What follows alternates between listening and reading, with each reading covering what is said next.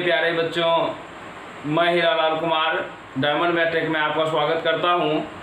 अगर आप मेरे चैनल पर नए हैं तो चैनल को लाइक कीजिएगा, शेयर कीजिएगा और सब्सक्राइब करके बेल आइकन को ज़रूर दबा लीजिएगा। और बेल आइकन पर जो है ऑल नोटिफिकेशन आएगा उसको बच्चों क्लिक कर दीजिएगा, ताकि मैं कोई भी वीडियो को अपलोड करूँ तो सबसे पहले नोटिफिकेशन आपके पास पहुँचे और आप जो है कि सबसे फ़ायदा उठाए सबसे पहले।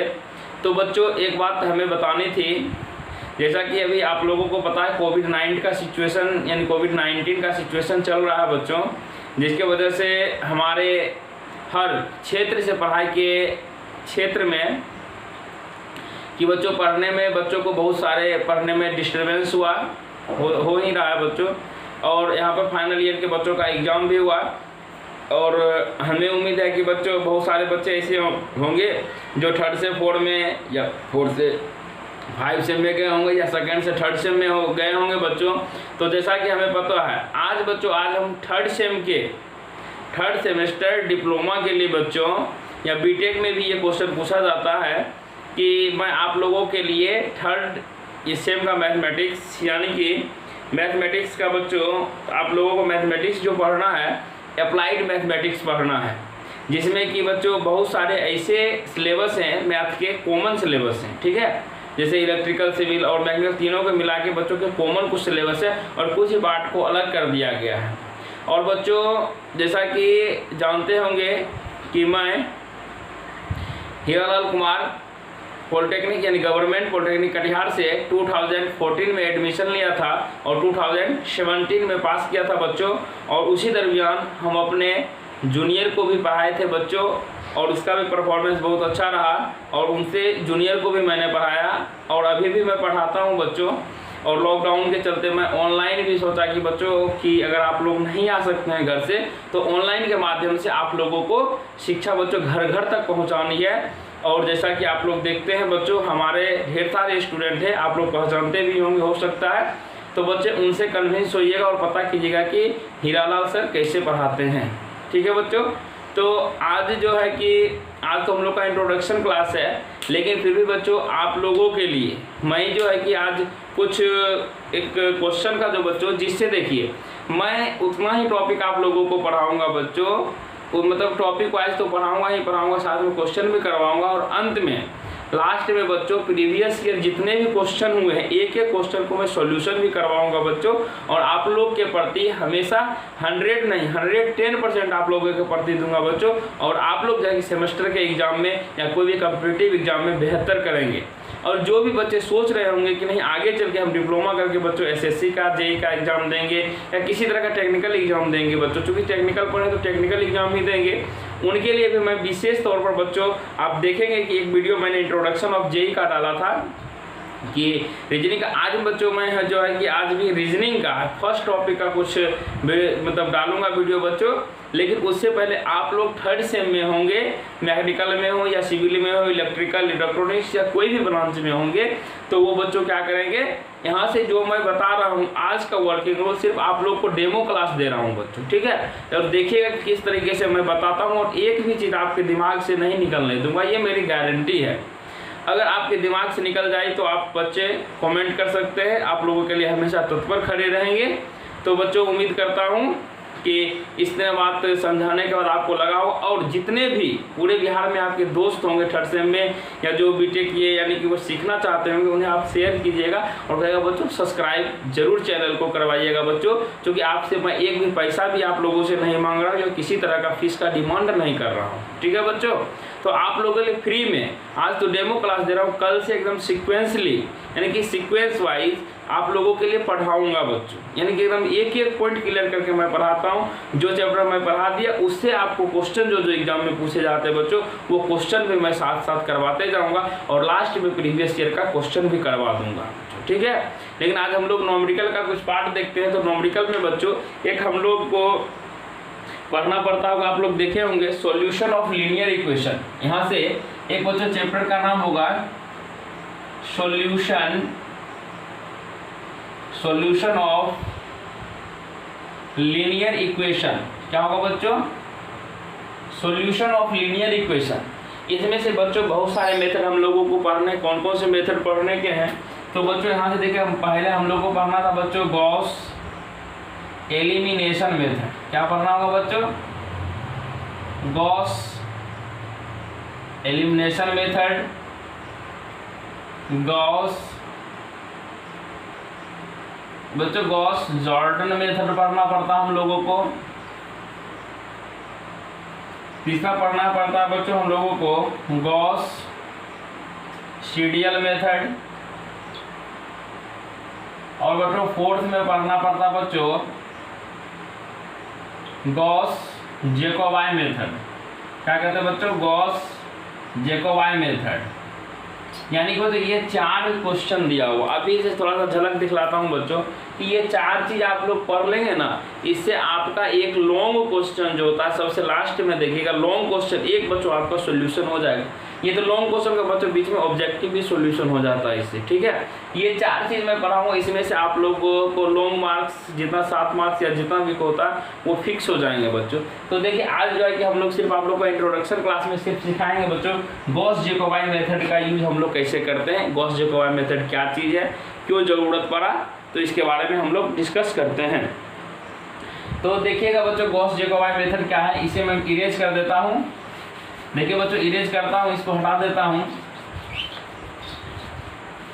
तो देखिएगा बच्चों इरेज कर दिया हूँ। अब देखिए कि यहाँ से मैंने आपको बताया था बच्चों कि आज हम लोग गॉस जैकोबाय मेथड से की बात करेंगे। क्या बात करेंगे बच्चों? हम लोग गॉस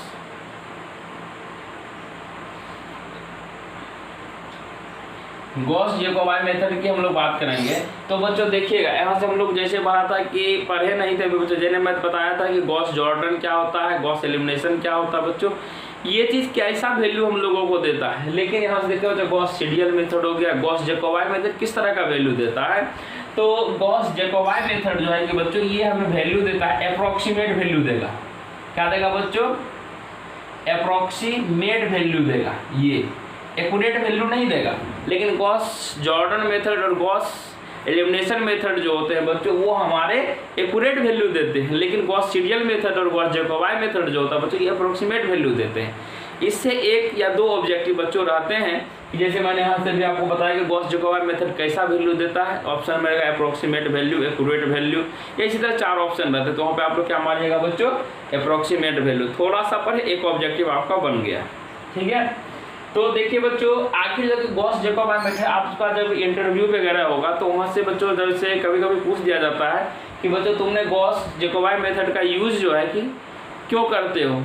तो यहाँ से गॉस जैकोबाय मेथड का सर हम लोग किस लिए प्रयोग करते, किसके लिए यूज़ करते हो सर? यहाँ से इसका आंसर हो जाएगा sir solution of linear equation को सॉल्यूशन करने के लिए करते हैं। तो बच्चों जैसा कि देखिए कि किस तरह का इक्वेशन दिया हुआ रहेगा, इसमें से हम लोग मान लेते हैं बच्चों लेट, लिखिएगा बच्चों consider the system of linear equation. देखिए यहाँ से हम लोग मान लेते हैं कि 3 इक्वेशन, जनरली क्या होता है बच्चों इसमें से 3 अननोन दिया हुआ रहता है, ठीक है बच्चों। तो 3 अननोन का वैल्यू हम लोग को निकालना होता है। तो इक्वेशन हम लोग मान लेते हैं बच्चों a1x plus b1y plus c1 z equal to d1। दूसरा देखिए बच्चों, दूसरा लिखते हैं बच्चों a2x plus b2y plus c2z equal to d2। यहाँ से क्या लिखा हो तो a3x plus b3y plus c3z equal to क्या हो जाएगा बच्चों d3। अब कहिएगा कि सर यहाँ से जाएगी ये चीज़ हमको समझा दीजिए कि आप लोग को पता होगा कि बच्चों टोटल जितना अननाउन होगा, याद रखिएगा इस बात को दिमाग में हमेशा कि जितना अननाउन होगा उतना ही बच्चों इक्वेशन रहेगा। इसमें से देखिए अननाउन वैल्यू कहने का मतलब क्वेश्चन में दिया हुआ find the value of x, y and z। 3 unknown है बच्चों, तो 3 इक्वेशन दिया हुआ। देखिए इक्वेशन 1, इक्वेशन 2, इक्वेशन 3 हम लोग मान लिए। तो इसी तरह का इक्वेशन दिया हुआ रहेगा। इसको तो बच्चों हम लोग चाहे तो मैट्रिक्स के मेथड से भी सॉल्यूशन कर सकते हैं, डिटर्मिनेंट से भी वैल्यू निकाल सकते हैं, ढेर सारे मेथड है आराम से निकाल सकते हैं। लेकिन बच्चों क्वेश्चन में हम लोगों को गॉस जैकोबाय मेथड से निकालना होता है। तो इसके आज हम लोग क्या करते हैं, वर्किंग रूल पर बात करते हैं। तो बच्चों वर्किंग रूल क्या हो जाएगा देखिएगा। सबसे पहला काम क्या करना बच्चों, जनरली आपके एग्जाम में जो क्वेश्चन देते हैं डिप्लोमा में बच्चों, चूँकि मैंने भी किया डिप्लोमा तो पता है हमको कि यहाँ से बच्चों आपको सीरीज में सजा के ही देगा। क्या सजा के देता है इस बात को ध्यान दीजिएगा। यहाँ से लिखेगा बच्चों modulus of A1 is greater than modulus of B1 plus modulus of C1। ठीक है बच्चों। दूसरा देता है बच्चों यहाँ से देखिए A1 बात की है, यहाँ से क्या करें हम लोग B2 की बात कर लेते हैं। B2 इज ग्रेटर देन क्या हो जाएगा बच्चों A2 प्लस C2। तीसरा कंडीशन हो जाता है बच्चों C3 is greater than modulus of A3 plus modulus of B3। इस चीज को बच्चों कंडीशन को याद रखिए, आखिर ये क्या कहना चाहता है। सबसे पहला काम होता है बच्चों स्टेप 1 में ये चीज हमको चेक करना। A1 कहने का मतलब क्या होगा बच्चों, A1 is the coefficient of x। इसमें से कहने का मतलब है बच्चों इसका वैल्यू A1 का जो वैल्यू जो होगा ताकि B1 और C1 ये दोनों को जोड़िएगा ना तो इससे बड़ा होना चाहिए, पहला काम। दूसरा कहता है B2 यानी यहाँ पे इसको अगर लीजिएगा A2 और C2 को जोड़ने के बाद जो है कि बच्चा इसका वैल्यू कम से B2 का बड़ा होना चाहिए। और तीसरा क्या हो जाएगा बच्चों, यहाँ से देखिए जैसे C3 है यानी कि C3 का वैल्यू जो होना चाहिए A3 और B3 को जोड़िएगा इससे हमेशा क्या होना चाहिए, बड़ा होना चाहिए। अब इक्वल नहीं, सिर्फ बड़ा होना चाहिए, ग्रेटर होना चाहिए। इस चीज़ को फॉलो कीजिएगा। और एग्जाम में बच्चों ऐसा ही जनरली दिया जाता है, इक्वेशन को इस रूल से बच्चों बैठा के दिया जाता है। ठीक है, देखिए बच्चों यहाँ से A1 है, अगर A1 ग्रेटर है तो ये जो किसके लिए x के लिए सॉल्यूशन होगा, अगर B2 ग्रेटर है तो y के लिए सॉल्यूशन हो जाएगा, और अगर C3 बड़ा है तो यह z के लिए सॉल्यूशन हो जाएगा। ठीक है बच्चों, यहाँ तक उम्मीद करता हूँ ये कंडीशन आपको समझ में आ गए होंगे। क्वेश्चन में बताऊँगा तो और अच्छे से क्लियर हो जाएंगे।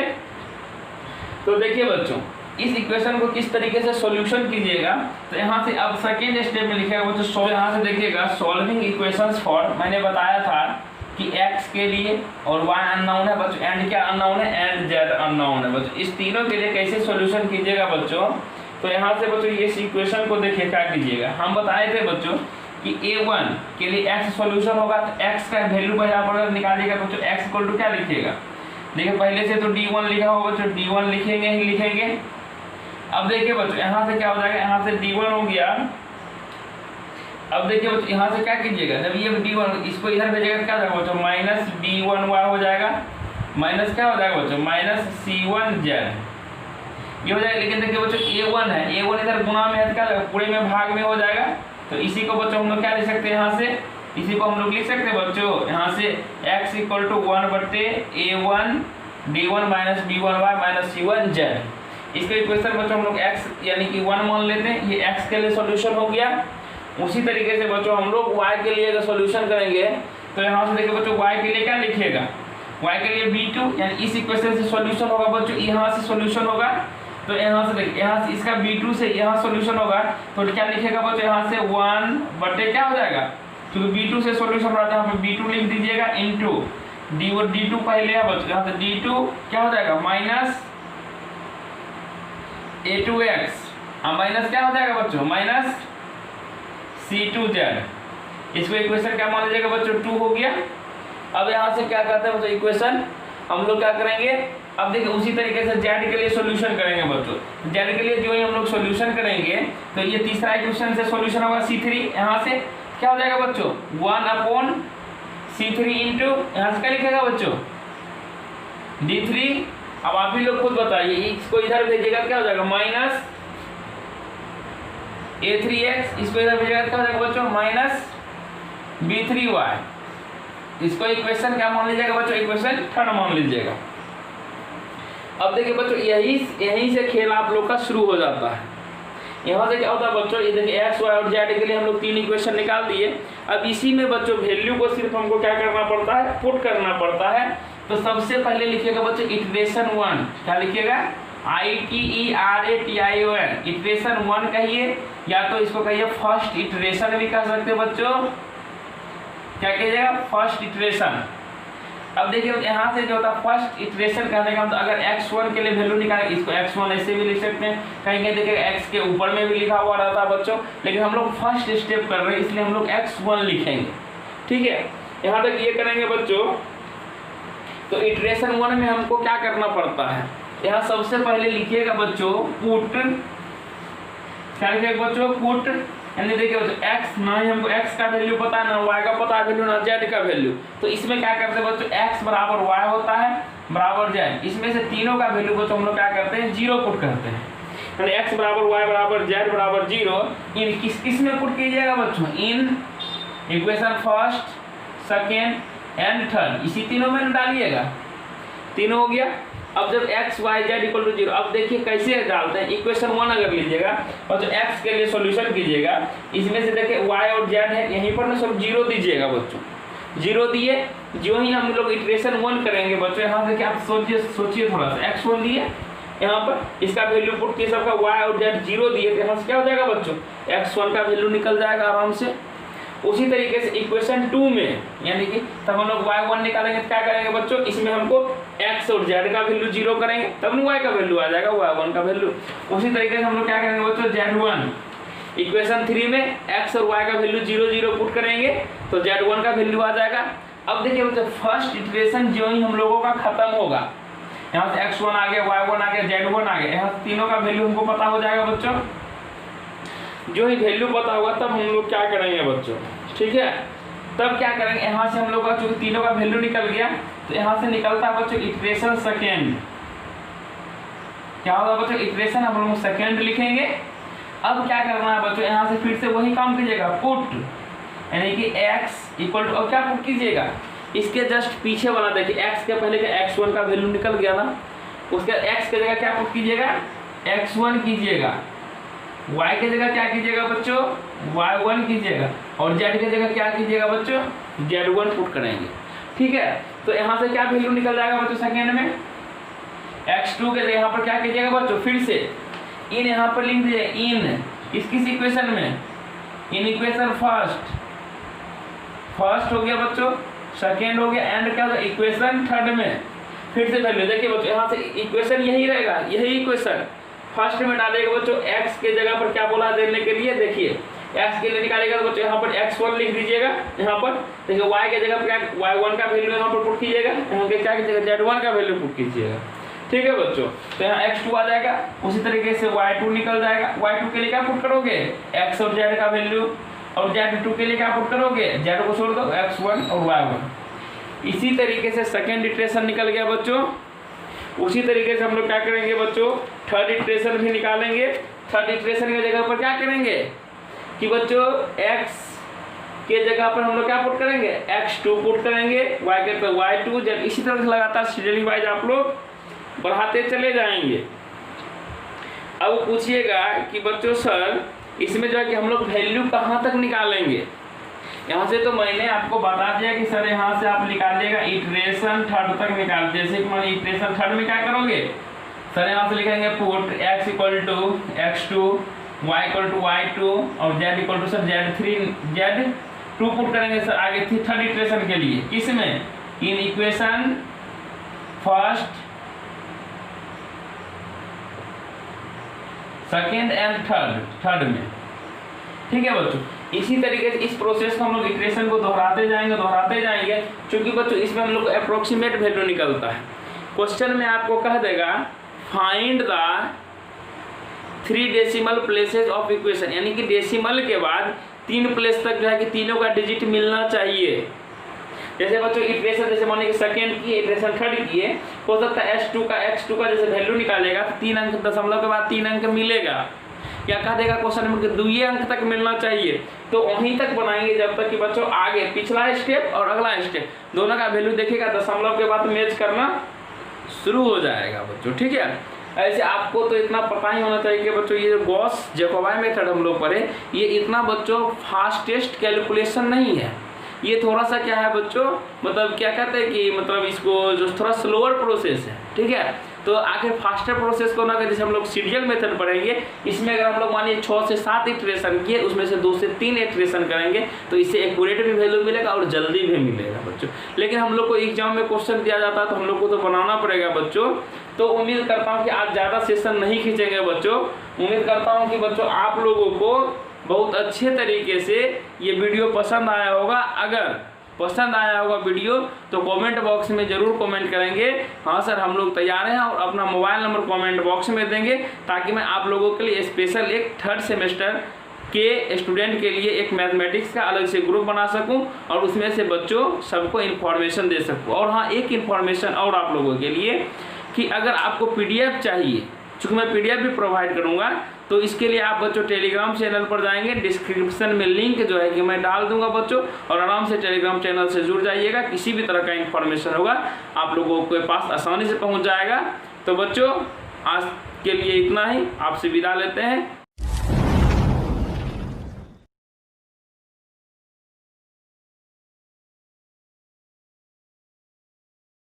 फिर मिलते हैं हम लोग नेक्स्ट वीडियो में। थैंक यू, धन्यवाद, जय हिंद, जय भारत।